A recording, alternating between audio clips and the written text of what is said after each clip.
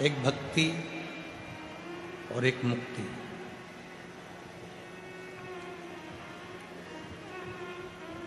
दो शब्द हैं। सीधे यदि मुक्ति को ढूंढोगे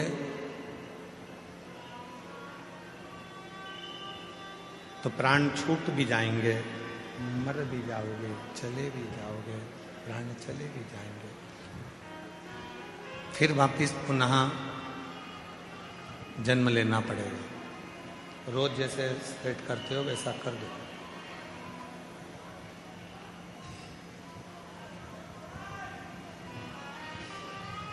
सीधे मुक्त होना, प्राण चले गए, शरीर चला गया, फिर वापिस जन्म लिया और जन्म लेकर फिर इस संसार सागर में आ गए।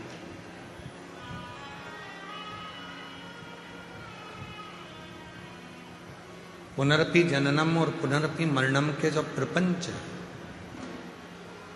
उसी संक्राल में यदि हम चल रहे हैं तो ये केवल मुक्ति का पथ नहीं हो सकता।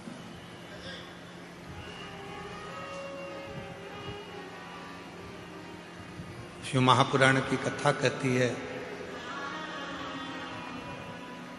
जब व्यक्ति के जीवन में भक्ति बढ़ती है, भक्ति का प्रवेश होता है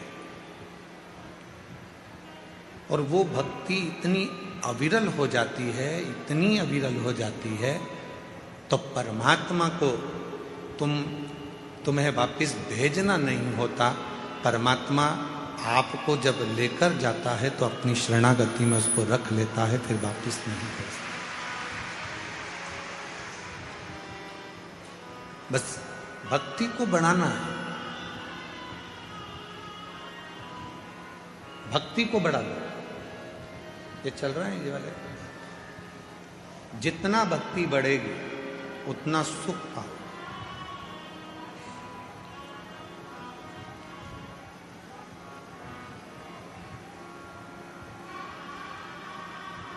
मकान लोन पर मिल सकता है,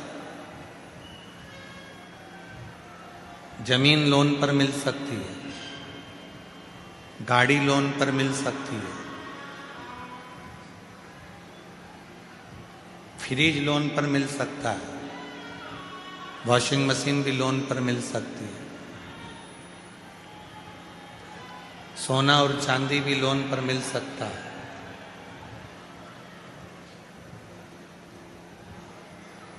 गाड़ी लोन पर मिल जाएगी, जमीन लोन पर मिल जाएगी, प्रॉपर्टी लोन पर मिल जाएगी, बंगला लोन पर मिल जाएगा, सब कुछ लोन पर मिल सकता है।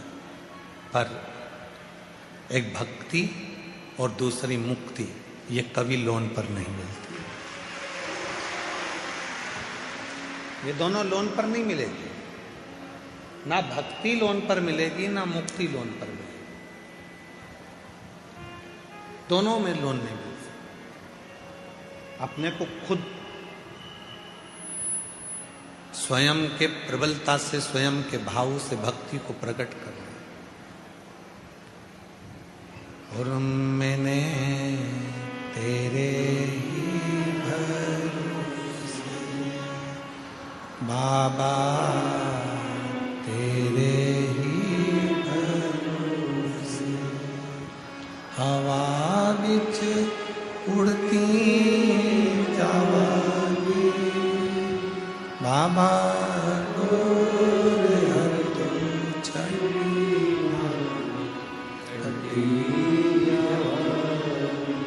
भोले, मैं तेरी कदम शंभू, मैं तेरी कदम हवा उड़ती जावांगी बाबा, तो छड़ी कटी। एक भक्ति दूसरी मुक्ति, ये कभी लोन पर नहीं मिलती, कभी लोन पर नहीं मिलेगी। आपको स्वयं धारण करना होगा, आपको स्वयं अपने भीतर उतारना होगा। और इतनी शिव की भक्ति कर लो, इतनी शिव की भक्ति कर लो कि मुक्ति मांगना ही नहीं पड़े और परमात्मा मुक्त कर, इतनी भक्ति।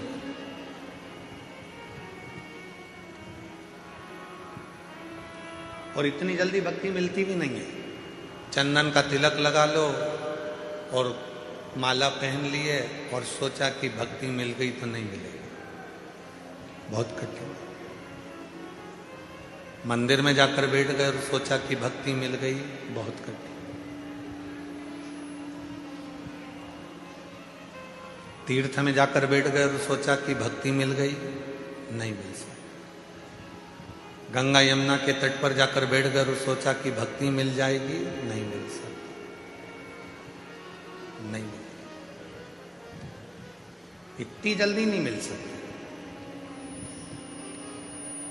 बहुत परीक्षा लेता है, बहुत, तब जाकर भक्ति प्राप्त होती है।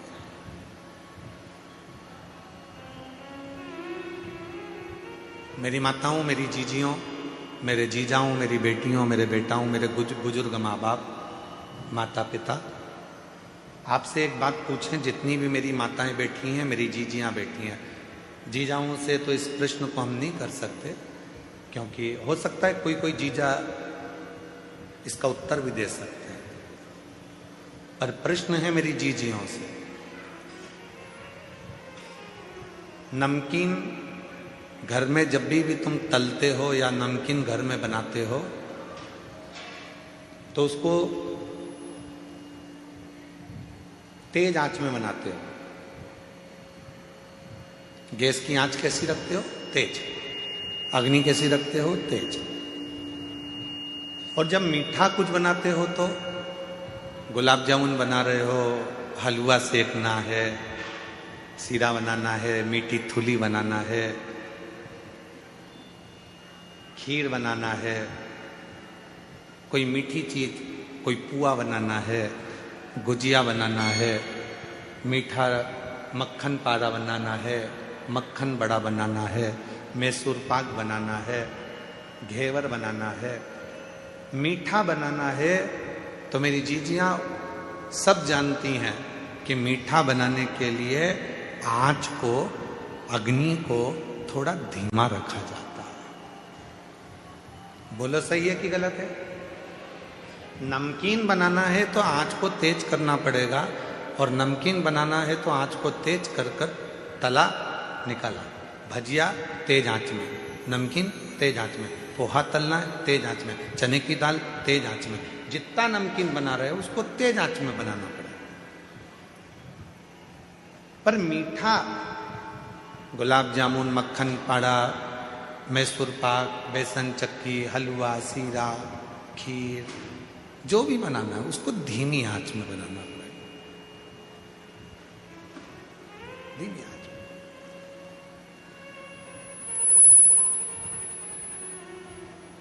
बस भक्ति भी वो मीठा है जिसको धीरे धीरे धीरे धीरे, जैसे आटे को सेको धीरे धीरे, सुगंध आने लगती है आटे के सिकने की, उसके बाद फिर वो हलवा तैयार हो जाता है, सीरा तैयार हो जाता है। गुलाब जामुन को भी धीमी आंच में सेके जाओ, उसमें स्वाद और कलर अपने आप बदल जाता है। गुजिये को धीमी आंच में सेके जाओ, उसका कलर और आनंद, सुगंध अपने आप आना चालू हो जाती है। उसी तरह अपने आप को मिठाई समझो और भक्ति के आनंदमय भावों में इसको सेकना प्रारंभ करो। धीरे धीरे धीरे धीरे जब भक्ति करते जाओगे तो इसका कलर भी चेंज होगा, स्वाद भी चेंज होगा और सुगंध भी चेंज होगा।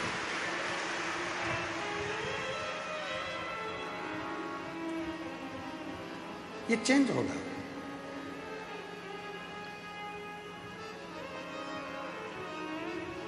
भक्ति